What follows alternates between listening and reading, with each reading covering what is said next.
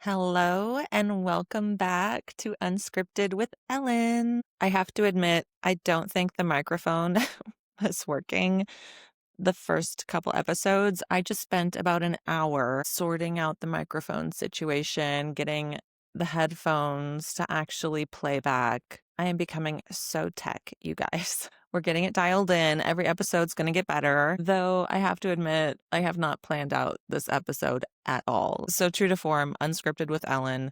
I don't even really have a game plan for today, though I admit that I am coming back from a bit of burnout. I hit burnout really hard this last week, and I don't think it's just me.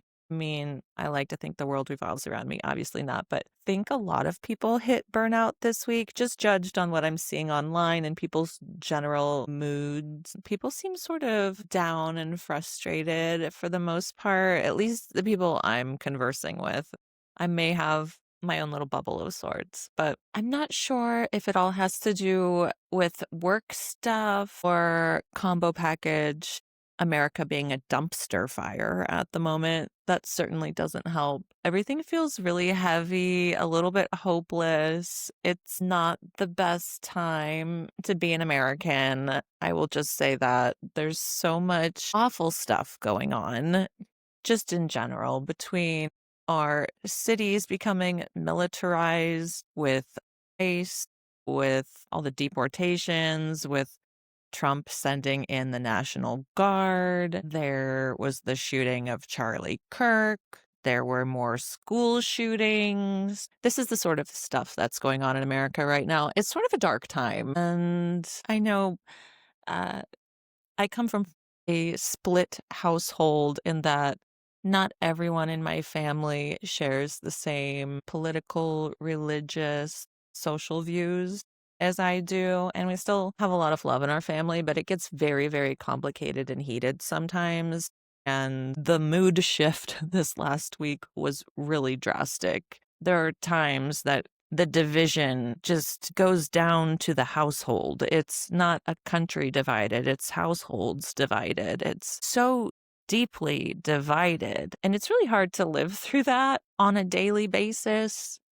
And I know I'm not the only one going through it. It's a whole nation of people going through it. So I don't know where you go from here. A person in particular that I have different viewpoints from went to church the other week and sort of I talked to them about it. And the message they got in the sermon was about having hope. And I thought that's really lovely, even though we're so divided and we see things so differently. I do resonate with this feeling that hope is necessary for everyone in order for this to resolve itself in any manner, to improve, to become actually a better America, a more progressive America. You need hope for that. You can't have the doom and gloom, this is end days, and just like throw your hands up and act like, oh, it's in, I don't want to just make this religious, but to say it's in God's hands is sort of a cop out in a way. I do appreciate that people have thoughts and prayers. I think there is power in thought and prayer and community mind, community spirit. Break that down however you want, but that requires action on top of it. It can't just be thoughts and prayers. There has to be action. And I think everyone's action, regardless of where you come from, if it comes with a basis of hope for a brighter tomorrow, at least we can have that in common. But when you say it's, the rapture and end days, or you're really nihilistic about the future, like conversations can just go nowhere. There are no solutions at that point, which is really what black pill thinking is, which I think is also the heart of the matter. They haven't been able to really tie down political ties to the person that shot Charlie Kirk, and yet it's being heavily politicized that he's with whatever party. Everyone's saying he's signed up with this, whatever. He had a trans roommate. Oh my God, don't even get me started on the trans First, the shooter was trans. Then they said the bullets had messages on them that were trans. And now the roommate is trans. Like, they just had to get trans in there somewhere just to like try to scare people because they think that's a hot topic that people are scared of. And they are, unfortunately. Just look at homicide rates against trans people, the amount of just vile behavior that they endure from people. It's disgusting, but it's all fear-based, and it's all people that have probably never met a trans person in their entire life, and they're so afraid of them. And there's no reason to be. There's no reason to be. But they haven't tied a motive to the shooting of Charlie Kirk. I mean, they're going to say any sort of thing they want. And when I say they, I'm saying the people in charge of the media, of the discourse, which is run by government and money and corporations, all goes into what we hear and what we think the conversations are. Really, the conversation needs to be about young white men who are able to purchase guns and are on Reddit forums and these red pill, black pill communities being incel misogynists, homegrown terrorists. That's the real issue. And they're making it into a divisive political issue. And I think that's horribly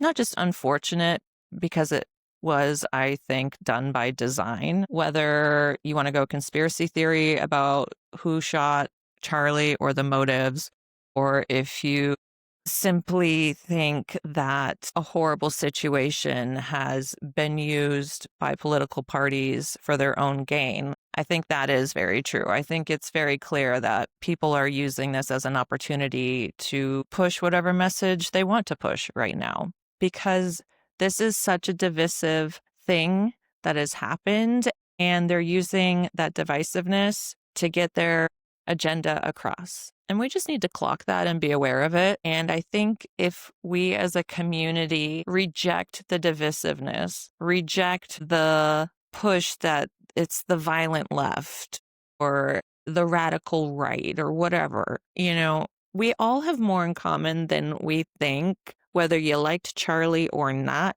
Clearly, people have opinions either way. I have my own opinion, which you can probably guess. But nobody deserved to be shot for their political beliefs. And I think that most people think that. I don't think that the violent left, or whatever you want to call them, wants people to be shot. In fact, most liberals I know vote regularly for gun control, for reasonable gun control laws to be passed. So we really need to come together, reject racism, reject misogyny, reject violence, reject red pill, black pill thinking, reject the divisiveness that is strewn amongst us tactically by those in charge. Anyways, all of this has been weighing on me this past week, and I think it has been with a lot of people. And then you throw in the fact that food prices are going up, that the wage gap between men and women continues to increase over the last 3 years, that home prices are going up, that the likelihood that younger people today will ever be able to purchase a home is becoming increasingly unlikely. AI coming in, changing the job market, the way people hire, the amount of jobs that are available, not that many. It's pretty grim. And I'm just over here like trying to do my auditions, cuddle my cat, pay my rent, and wear a little funky animal print just to get by. So that's why I kind of took like a week off from the podcast, maybe 2 weeks. I was also just very busy with auditioning. I've been really focused this year just on building up new credits on my acting resume in hopes of getting a better theatrical agent in Los Angeles. I actually haven't had one in LA for a minute.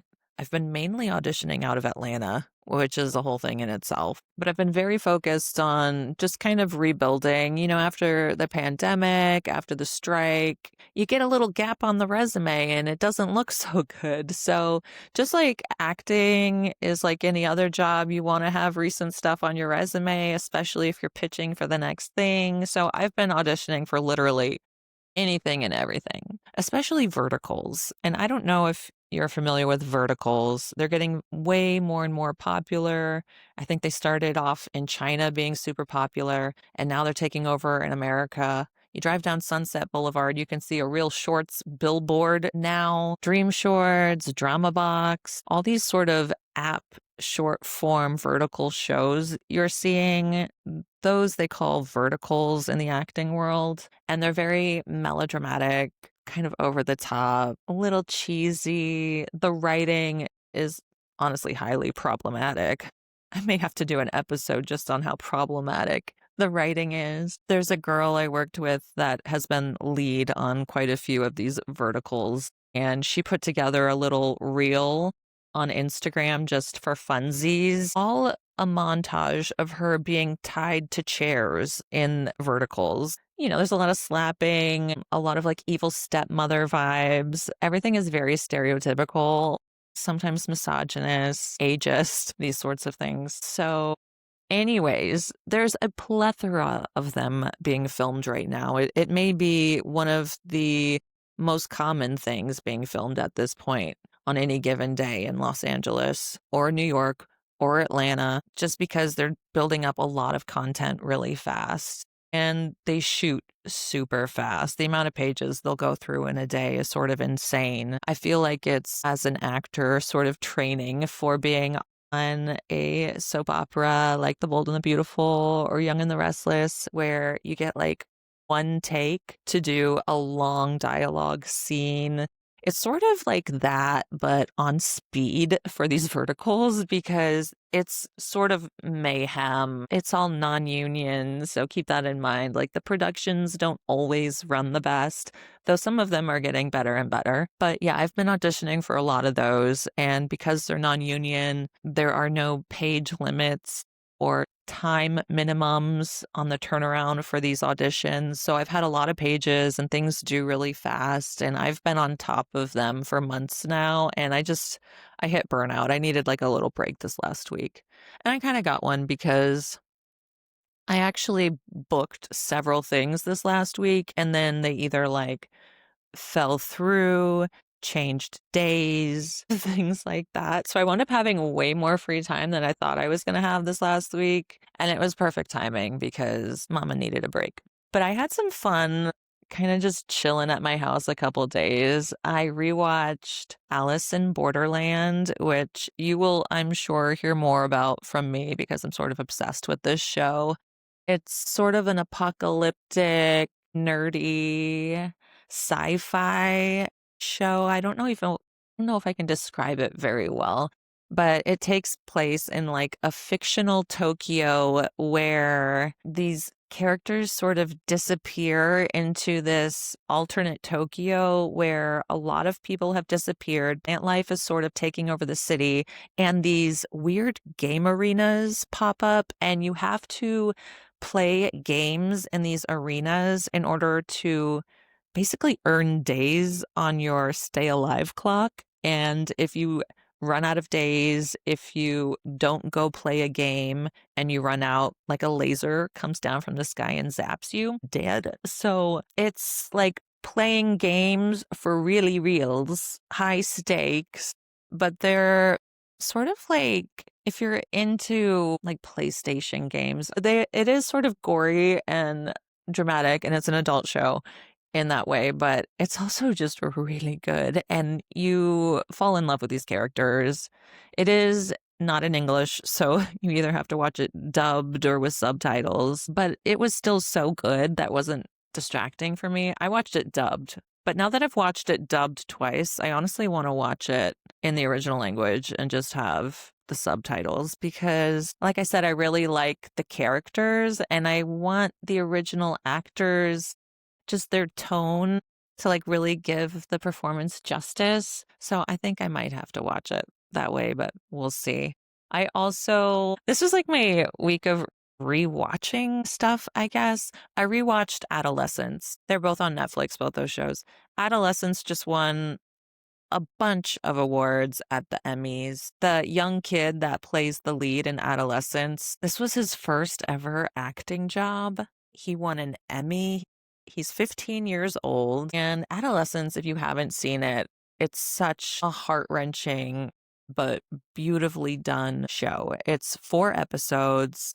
but kind of the shtick artistically is that each episode is a single camera shot. They don't cut the camera. The camera will move from being handheld to being on a car to being on a drone. They get it to go through walls. Sometimes you're like, how do they get this camera to move? The camera work is insane. It's incredible to watch. And then throw on top of it the most amazing full acting performances that you can imagine. And they just rip your heart out because these people really, like, for 30 minutes lived these crazy lives. It just really feels that way with the camera not cutting, with just the synchronicity of the actors, with the crew. It's mind-blowing. I highly recommend it. Also talking about red pill, black pill content. It really does sort of tap into incel culture and what's happening to young boys with it and how it affects communities and families. And it's a really great perspective, not in that it offers solutions, but it just lays out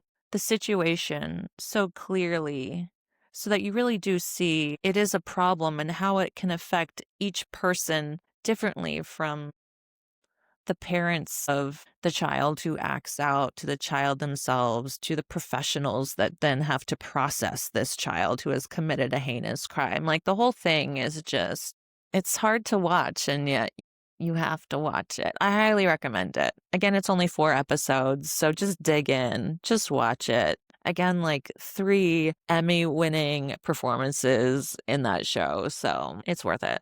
Do it. I don't even know what's coming up this week. I got some photos back from a headshot shoot, so I need to go through those and make some final selects, get some photoshopped a little bit, and post them. And let's see, I might go on a date this week. I don't know. I've got some guys in my DMs, some matching on the apps did happen this last week. So maybe I'll actually go on a date. I don't know. If I do, I'll let you know, but I'm a little anxious just at the prospect. I don't love dating, but I'm trying not to project that, maybe I'll just get in the mood and I'll be like, oh, I'll just go have some fun. I'm hoping that happens. I got to work up my energy a little, work up my gusto. Maybe I'll put myself out there. We'll see. We'll see. And I'm going to try to get back to focusing on my auditions really hard. It's a lot to take on, but things are picking up towards the end of the year. So now's the time to dig in before the holidays. We're going to ride it out, you guys. Also, I've been thinking about moving lately. I've been looking at apartments in New York and Atlanta.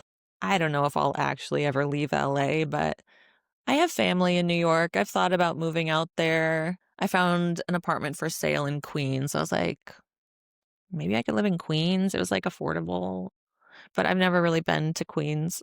I've been to Brooklyn, never Queens though. So I don't know if I would hate it, but yeah, I've been thinking about moving. I'm so sick of my apartment in LA. I've been in the apartment I'm in now for 5 years, and I'm so ready for a change, whether it be to another city or just to a new apartment here. I definitely want to just change the vibe up, hopefully get a little more space to have more studio room. Thanks for listening to Unscripted with Ellen.